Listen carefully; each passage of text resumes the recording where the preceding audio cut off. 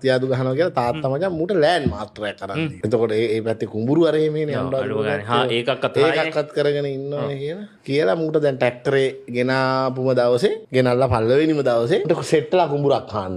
ලෑන් master නෙමෙයි ට්‍රැක්ටරයක් sorry. අරගෙන මූ දවසම දැන් ඉතින් උඩට කුඹුරක් එන යායක් හාලා මඩ නාලා ඉතින් ට්‍රැක්ටරේත් මඩ හවස ආවලු දැන් එන ආඩම්බරේ. ඇවිල්ලා ගෙදර මිදුලේ නැවැත්තුවලු ට්‍රැක්ටරේ. එදා දවසේ හැවට මූට ඒ කාලේ හැටියට ඉතින් ඩීසල් වලට ඔක්කොටම අයින් කරාම රුපියල් 1500ක් ලාභයිලු. මූ ඉතින් ට්‍රැක්ටරෙන් බහැලා ගෙදර මිදුලේ ට්‍රැක්ටරේ නවත්තලා ට්‍රෙන් බහැලා ට්‍රැක්ටරෙත් එක්ක කතා කරනවලු.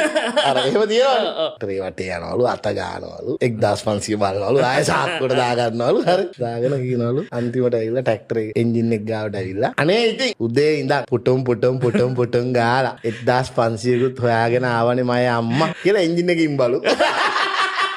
ටොල් එක එන්ජින් උදේ ඉඳලා දුවලා ට්‍රැක්ටරේ. ඌ ඉන්නවලු කෙලින් මර ඉන්නේ මචං උගන්ඩාව පැත්තේ උඩ.